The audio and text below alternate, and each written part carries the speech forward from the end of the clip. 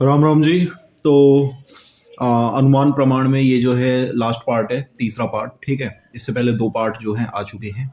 और इसमें जो है आपका इंट्रोडक्शन की बात करूँ तो भाई पदार्थ विज्ञान का चैप्टर नंबर 13 अनुमान प्रमाण जो है हम इस वीडियो में करने वाले हैं। ठीक है, और जो है इसमें हमने जो हेत्वाभास है वो लगभग पूरा कर लिया था न्याय दर्शन के अकॉर्डिंग। और अब जो इस वीडियो में है हम चरक संहिता के अनुसार इसे देखने वाले हैं कि क्या है, और तर्क को देखेंगे और आयुर्वेद में इसका क्या महत्व है। ये तीन टॉपिक हम इस वीडियो में कवर करेंगे। ठीक है, तो चरक संहिता के अनुसार जो हेत्वाभास है उसे अहेतु कहा गया है। भाई सद हेतु असद हेतु, ठीक है, दो हेतु थे।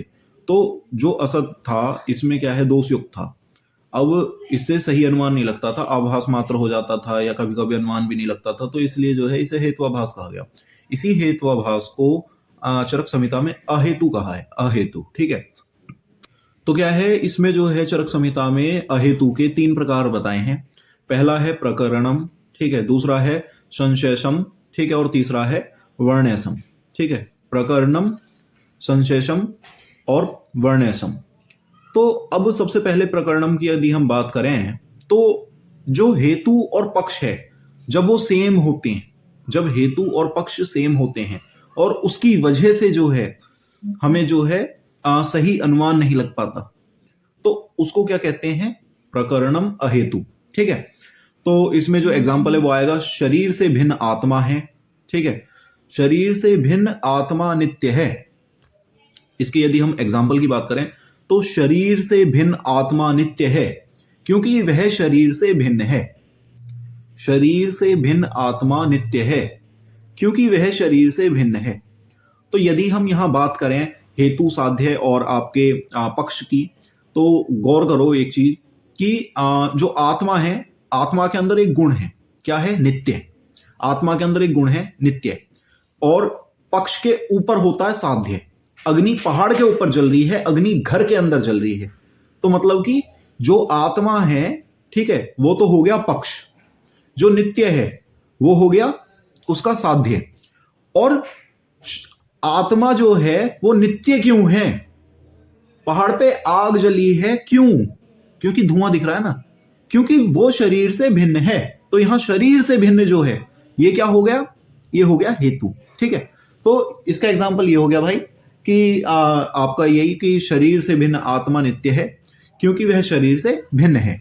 ठीक है, यदि यहाँ पे आप ध्यान दो तो एक तो नित्यता और दूसरा शरीर से अलग होने का भाव, ये दोनों जो है ध्यान दोगे अगर तुम तो आत्मा के अंदर पाए जा रहे हैं। भाई शरीर से भिन्न है ये तो हेतु हो गया, शरीर से भिन्न है, नित्य है, ये साध्य हो गया, आत्मा जो है पक्ष हो गया। पर जो आत्मा है उसी के अंदर जो है शरीर से भिन्न होने का भाव पाया जा रहा है, तभी तो वो नित्य है। शरीर से भिन्न आत्मा नित्य है, पहली लाइन ये थी, क्योंकि यह शरीर से भिन्न है। तो शरीर से भिन्न होने का भाव आत्मा के अंदर है। ठीक है, तो आत्मा ही पक्ष है और शरीर से भिन्न होने का भाव भी आत्मा में है, तो ये क्या हो गया, प्रकरणम। ठीक है, आसान तरीके से भाई समझा दिया अपनी तरफ से। अगले की बात करते हैं, संशयसम अहेतु। ठीक है, संशयसम अहेतु में क्या होता है, जो हेतु संशय भी बनाए और संशय को दूर भी करने वाला हो, मतलब कि संशय की उत्पत्ति भी कर रहा है और वो उसी संशय को जो है हमारे को दूर भी कर रहा है। इसमें एग्जाम्पल की बात करता हूं, मान लो कोई पर्टिकुलर पर्सन है, वो जो है आयुर्वेद के एक पार्ट के बारे में सुना रहा है, एक पार्ट बता रहा है कि भाई आयुर्वेद के उस भाग में ये लिखा है। ठीक है, तो अब यहाँ पे आदमी ये सोच सकता है, पहला पॉइंट ये सोच सकता है कि यार लगता है ये वैध नहीं है, क्योंकि इसको आयुर्वेद के एक भाग के बारे में पता है, इसने एक भाग की जानकारी दी। ठीक है, पहला पॉइंट हो गया। और यही लाइन कि भाई उसने आयुर्वेद के एक भाग का ज्ञान दिया ना, तो दूसरा आदमी ये भी सोच सकता है क्या लगता है ये वैध है, इसे आयुर्वेद का कम से कम एक भाग तो पता है। ठीक है, इसे आयुर्वेद का एक भाग पता है, लगता है ये वैध है। तो यही जो चीज है, एक भाग पे ज्ञान दिया जो उसने हमें, यही चीज एक तो संशय उत्पन्न कर रही है कि भैया लगता है ये वैध नहीं है, इसे एक ही भाग क्यों पता, और यही चीज संशय को दूर भी कर रही है, भाई इसको एक भाग का ज्ञान है, क्या पता इसे और भाग भी आते हो। ठीक है, तो ये हो गया इसमें संशय सम अहेतु। ठीक है, मतलब कि जो हेतु संशय भी उत्पन्न कर रहा है और संशय को दूर भी कर रहा है। तो भाई वर्णसम अहेतु की बात करते हैं। तो वर्णसम अहेतु में क्या होता है, हेतु और साध्य की जो व्याप्ति होती है वो बताने के लिए जो दृष्टांत दिया जाता है ठीक है, जो उदाहरण दिया जाता है वो सिद्ध होना चाहिए, वो प्रूव्ड होना चाहिए। कोई भी बात ऐसी नहीं होनी चाहिए कि वो हवा में कही गई हो या फिर हवा में बात की जा रही हो, जैसे कि आकाश में कमल, ठीक है, और रेगिस्तान में जो है शार्क। ऐसी बातें नहीं होनी चाहिए, हवा की बातें नहीं होनी चाहिए। ऐसी बात होनी चाहिए जिसका दृष्टांत जो है पूर्णतः सिद्ध हो। जैसे कि भाई इसको वॉइस ओवर कर रहा हूँ क्योंकि मुझे लगता है कि और ज़्यादा इजी तरीके से समझा सकता हूँ, सिर्फ इसलिए। ठीक है, तो भाई ये कह रहा है कि बुक में कहा गया है कि जो बुद्धि है वो अस्पर्शनीय है, यानी उसे कोई छू नहीं सकता, इसलिए वो अनित्य है। ठीक है, जो कि बिल्कुल इलॉजिकल बात है। ठीक है, बुद्धि अस्पर्शनीय है, ये बात ठीक है। डायसेक्शन करोगे तो तुम दिमाग को तो छू सकते हो पर बुद्धि को नहीं छू सकते। बुद्धि जो है इंटेलिजेंस है, ठीक है, उसको नहीं छू पाओगे तुम। ये बिल्कुल ठीक है कि बुद्धि अस्पर्शनीय है, इसलिए वो अनित्य है। ये बात बिल्कुल गलत हो गई। ठीक है, क्योंकि ये कोई सिद्ध बात नहीं है। अब भाई तुम अगर अस्पर्शनीय की बात करोगे ना, और अस्पर्शनीय चीजें यदि अनित्य होती हैं तो भाई मन, दिशा, काल, आत्मा, ठीक है, तो ये सारी जो चीजें है ना, ये चारों की चारों जो है अस्पर्शनीय है, तो उस हिसाब से तो ये अनित्य हो गई जो तुम लॉजिक दे रहे हो। पर ऐसा तो नहीं है, ये तो नित्य द्रव्यों में आती है। नौ कारण द्रव्य जो है, नित्य द्रव्य जो है, उनमें गिनी जाती हैं। तो इस वजह से जो आपकी जो ये बात कही गई है ना, उसमें पहली स्टेटमेंट ठीक है, दूसरी स्टेटमेंट जो है ठीक नहीं है। यदि हम तर्क की बात करें तो तर्क को जो है आप लॉजिक कह सकते हैं। ठीक है, तो इसमें क्या होता है बेसिकली कि जो अज्ञात विषय होते हैं, जो ऐसे विषय हैं, जो ऐसी बातें हैं जिन्हें हम नहीं जानते, ऐसी चीजें हैं जिन्हें हम नहीं जानते, ठीक है, जो अज्ञात विषय हैं, उनका ज्ञान करने के लिए सही कारणों व सही आधारों के आधार पर वाद विवाद करना तर्क कहलाता है। ठीक है, यदि आप सही कारणों व सही आधारों के आधार पर, सही कारणों व सही आधारों के बेसिस पे जो है आप वाद विवाद कर रहे हैं किसी अज्ञात विषय का ज्ञान करने के लिए, तो वो तर्क कहलाता है। ठीक है, तर्क जो है मुख्य रूप से 5 प्रकार के होते हैं। 5 प्रकार के कैसे होते हैं? प्रमाण बाधित होता है, आत्माश्रय होता है, अन्योन्य आश्रय होता है, चक्राश्रय होता है, अनवस्था होता है। तो जो ये 5 प्रकार के तर्क हैं, अब इन्हें हम थोड़ा सा डिटेल में जानने की कोशिश करते हैं।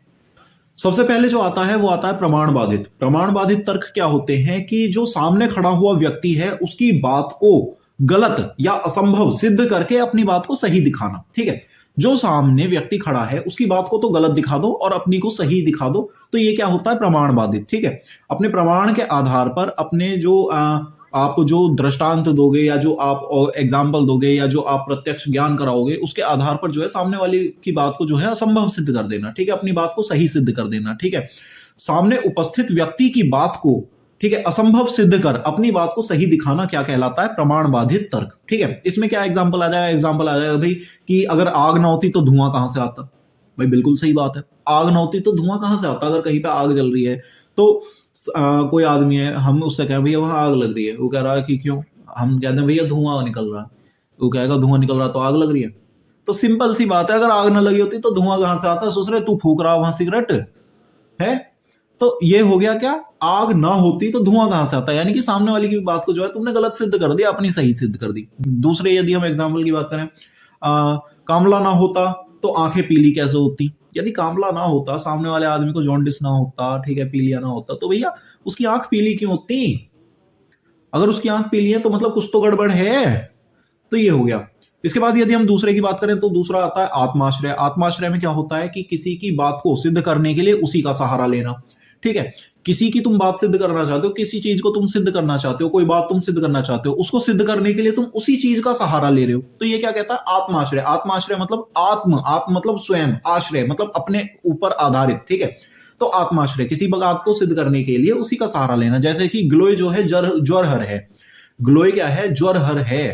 ठीक है, क्योंकि उसको पीने से जो है ज्वर उतर जाता है।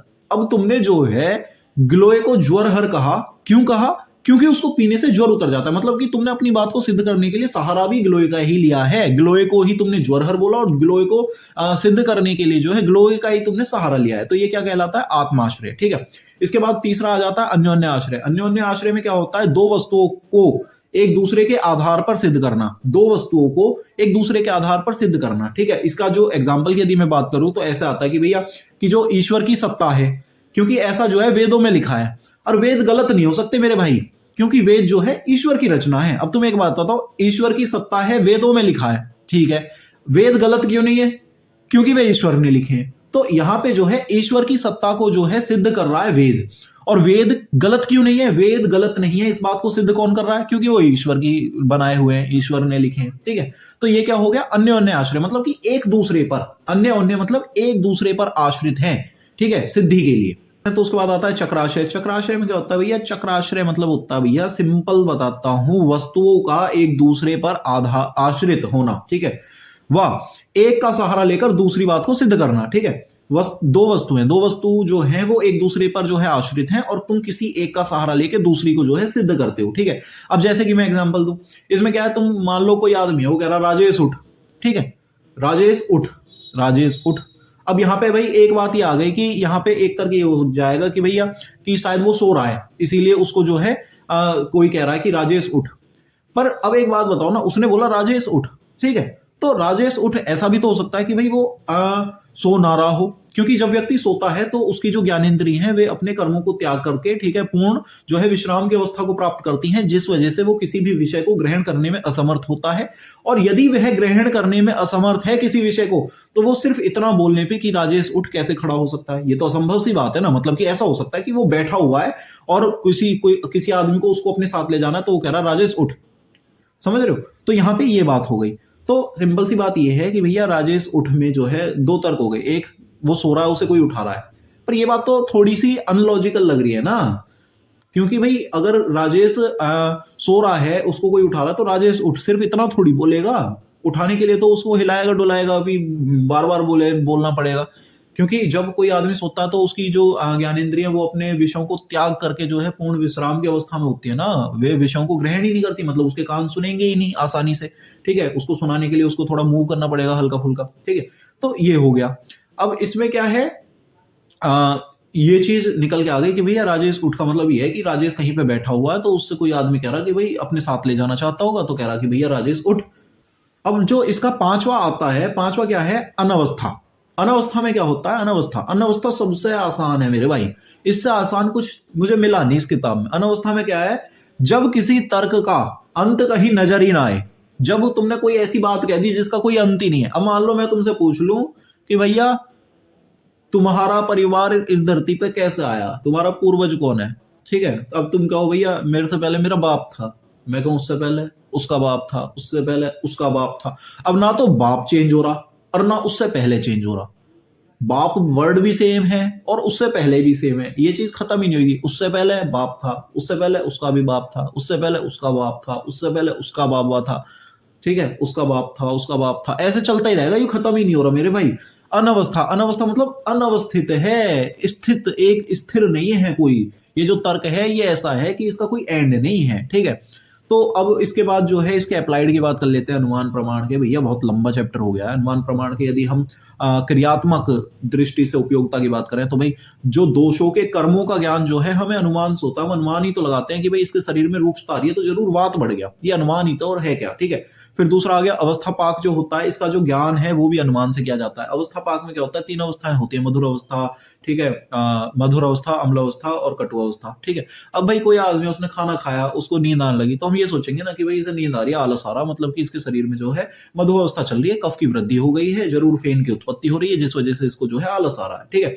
अब इसके बाद यदि हम और आगे की बात करें तो तीसरे एग्जाम्पल में आप कह सकते हो कि व्यायाम शक्ति का जो है ज्ञान, हाँ, अनुमान से लगाया जाता है। अब व्यायाम शक्ति का जो ज्ञान है वो अनुमान से इसलिए लगता है, भैया कोई आदमी है, एक आदमी 20 मिनट में थक गया व्यायाम करता करता, दूसरा आदमी है वो 2 घंटे से नहीं थका, तो तुम ये कहोगे ना भैया ये थक ही नहीं रही, दूसरा हुसैन बोल्ट की औलाद रुक के ही नहीं दे रहा। अब रुक के ही नहीं दे रहा मतलब कि उसके शरीर में जो है व्यायाम शक्ति ज्यादा होगी, जब ही तो नहीं रुक रहा। यदि उसके शरीर में व्यायाम शक्ति कम होती तो वो 20 मिनट में थक गया, तू 25 में थक जाता ज्यादा। अब वो थक के नहीं दे रहा मतलब कि भाई व्यायाम शक्ति अच्छी है। तो ये किससे पता चला? अनुमान से पता चला, एक अनुमान ही तो लगाया आपने। इसके बाद यदि मैं इसके नैदानिक उपयोगिता यानी कि डायग्नोस की उपयोगिता की बात करूं तो भाई व्याधि के पूर्व रूप से व्याधि का अनुमान हो सकता है। अब भाई कोई व्याधि होती है, व्याधि के पूर्व रूप में क्या होता है? पूर्व रूप में क्या होता है बेसिकली जो आपका स्थान संश्रय है, स्थान संश्रय जो है ये आपका पूर्व रूप कहा जाता है। इसमें जो है किसी भी व्याधि के जो है पूर्व रूप जो है प्रकट होते हैं और स्थान संश्रय के बाद जो है व्यक्त अवस्था आ जाती है, जिसमें जो है व्याधि पर्टिकुलर लक्षणों से युक्त होती है, जिसके आधार पर उसको नाम दिया जाता है।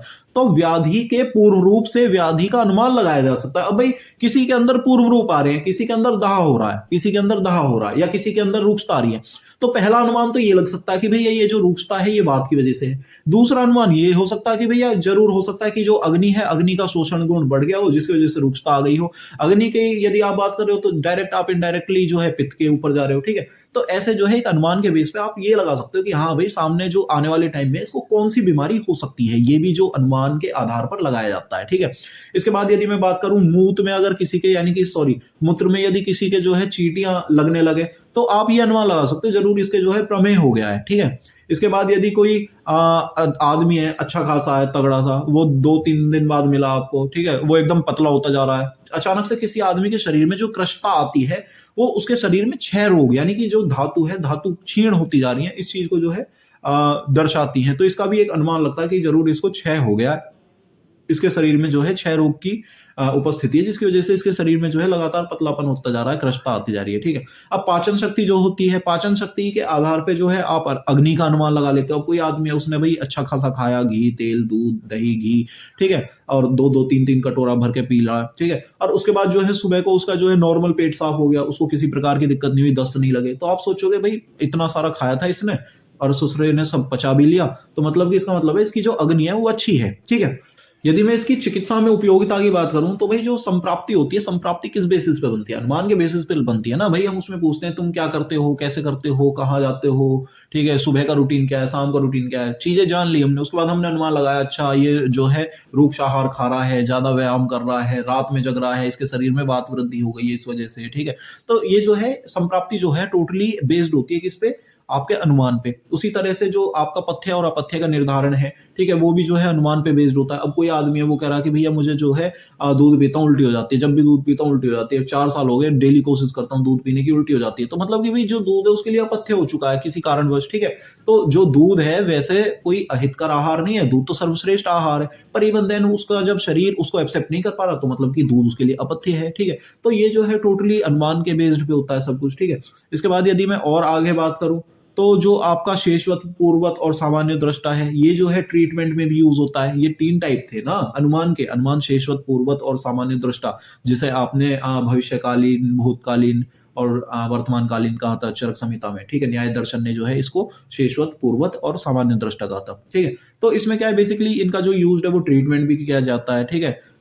इसमें क्या है बीमारी के होने से पूर्व यदि अनुमान लगा रहे हो, बीमारी हो गई है उसके बाद तुम अनुमान लगा रहे हो कैसे हुई है, तो वो शेषवत में आ गया, ठीक है। और सामने दिख रहा है कि हाँ भाई ये जो है गलत चीजें कर रहा है, इससे जो है बीमारी हो सकती है, वो सामान्य दृष्टा में आ गया, आमने सामने आ गई चीजें। तो भैया ऐसे करके तुम्हारा जो है अनुमान प्रमाण चैप्टर खत्म हो गया मेरे भाई, ठीक है। और उम्मीद करता हूँ बहुत बढ़िया समझ में आया होगा। स्टे ट्यून, अगर समझ में आ रहा है, नहीं आ रहा है तो दूसरा चैनल देख लो भाई, पेपर आ रहे हैं, अपना नुकसान मत करो, जल्द से जल्द, ठीक है, पढ़ाई पे ध्यान दो। और जय हिंद, जय भारत, जय भगवान परशुराम। मिलते हैं अगली वीडियो में।